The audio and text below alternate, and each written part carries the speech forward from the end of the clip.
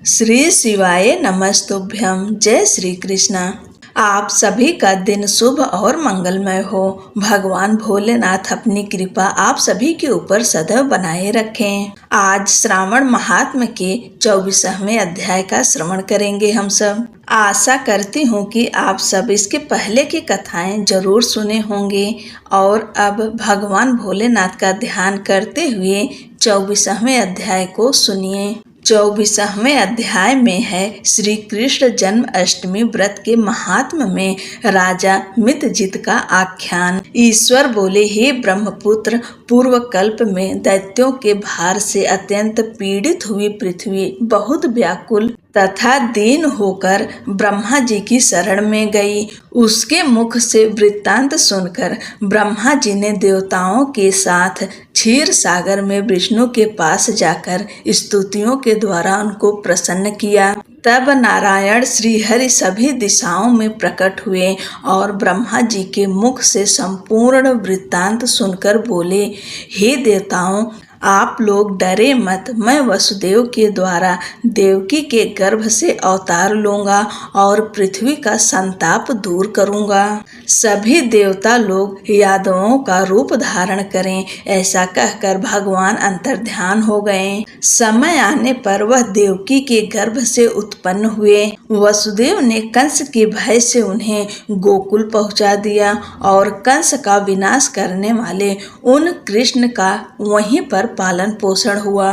बाद में मथुरा में आकर उन्होंने अनुचरों सहित कंस का वध किया तथा पूर्ववासियों ने आदर पूर्वक यह प्रार्थना की, हे कृष्ण, हे महायोगिन, हे भक्तों को अभय देने वाले, हे देव, हे शरणागत वत्सल, हम शरणागतों की रक्षा कीजिए। हे देव, हम आपसे कुछ निवेदन करते हैं, इससे आप कृपा करके हम लोगों को बताएं। आपके जन्मदिन के कृत्य कोई कहीं भी नहीं जानता। वह सब आपसे जानकर हम सभी लोग उस जन्मदिन पर वर्धापन नामक उत्सव मनाएंगे। अपने प्रति उनकी भक्ति, श्रद्धा तथा सौहार्द को देखकर श्री कृष्ण ने अपने जन्मदिन के संपूर्ण कृत्य को उनसे कह दिया। उसे सुनकर उन पूर्ववासियों ने भी विधान पूर्वक उस व्रत को किया। तब भगवान ने प्रत्येक व्रतकर्ता को अनेक वर प्रदान किए। इस प्रसंग में एक प्राचीन इतिहास भी कहा जाता है। अंग देश में उत्पन्न एक मितजित नामक राजा था। उसका पुत्र महासेन सत्यवादी था तथा सन्मार्ग पर चलने वाला था। सब कुछ जानने वाला वह राजा अपनी प्रजा को आनंदित करता हुआ उनका विधिवत पालन करता था।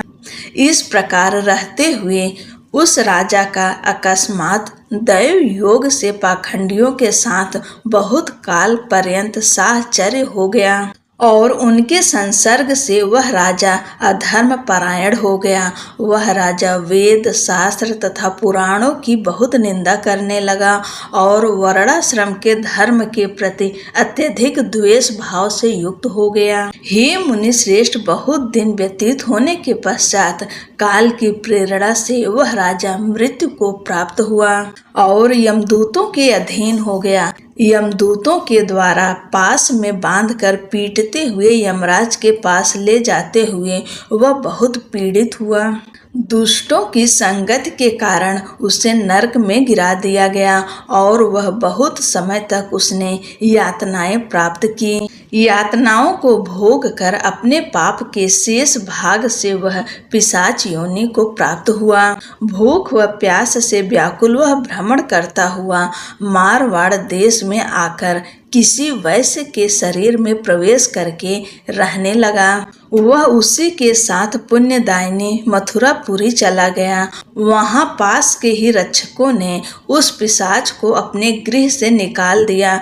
तब वह पिशाच वन में तथा ऋषियों के आश्रम में भ्रमण करने लगा। किसी समय दैव योग से श्री कृष्ण जन्म अष्टमी के दिन व्रत करने वाले मुनियों तथा द्विजों के द्वारा महापूजा तथा नाम संकीर्तन आदि के साथ रात्रि जागरण किया जा रहा था। वहां पहुंचकर उसने विधिवत सब कुछ देखा और श्री हरि की कथा का श्रवण किया। इससे वह उसी क्षण पाप रहित, पवित्र तथा निर्मल मन वाला हो गया। वह यमदूतों से मुक्त हो गया और प्रेत योनि छोड़कर विमान में बैठकर दिव्य भोगों से युक्त हो विष्णु लोक पहुंच गया। इस प्रकार इस व्रत के प्रभाव से पिशाच योनि को प्राप्त उस राजा को विष्णु का सानिध्य प्राप्त हुआ। तत्वदर्शी मुनियों ने पुराणों में इस शाश्वत तथा सार्वलौकिक व्रत का पूर्ण रूप से वर्णन किया है। सभी कामनाओं को पूर्ण करने वाले इस व्रत को करके मनुष्य सभी वांछित फल प्राप्त करता है। इस प्रकार जो कृष्ण जन्माष्टमी के दिन इस शुभ व्रत को करता है वह इस लोक में अनेक प्रकार के सुखों को भोग कर शुभ कामनाओं को प्राप्त करता है। हे ब्रह्मपुत्र, वहाँ वैकुंठ में 1,00,000 वर्ष तक देव विमान में आसीन होकर नाना विध सुखों का उपभोग करके अवशिष्ट पुण्य के कारण इस लोक में आकर सभी ऐश्वर्यों से समृद्ध तथा सभी अशुभों से रहित होकर महाराजाओं के कुल में उत्पन्न होता है। वह कामदेव के समान स्वरूप वाला होता है। जिस स्थान पर कृष्ण जन्मोत्सव की उत्सव विधि लिखी हो अथवा सभी सौंदर्य से युक्त श्री कृष्ण जन्म सामग्री किसी दूसरे को अर्पित की गई हो अथवा उत्सव पूर्वक अनुष्ठित व्रतों से विश्व श्रेष्ठा श्री कृष्ण की पूजा की जाती हो, वहाँ शत्रुओं का भय कभी नहीं होता है। उस स्थान पर मेघ व्यक्ति की इच्छा करने मात्र से वृष्टि करता है और प्राकृतिक आपदाओं से भी कोई भय नहीं होता।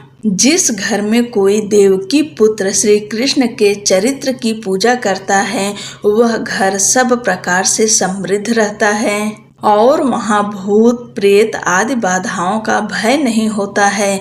जो मनुष्य किसी के साथ भी इस व्रतोत्सव का दर्शन कर लेता है वह भी पाप से मुक्त होकर श्रीहरि के धाम जाता है। इस प्रकार श्री स्कंद पुराण के अंतर्गत ईश्वर सनत कुमार संवाद में श्रावण मास महात्म्य में जन्माष्टमी व्रत कथन नामक 24वां अध्याय पूर्ण हुआ। बोलो शंकर भगवान की जय, लक्ष्मी नारायण की जय। जय श्री कृष्णा। राधे राधे।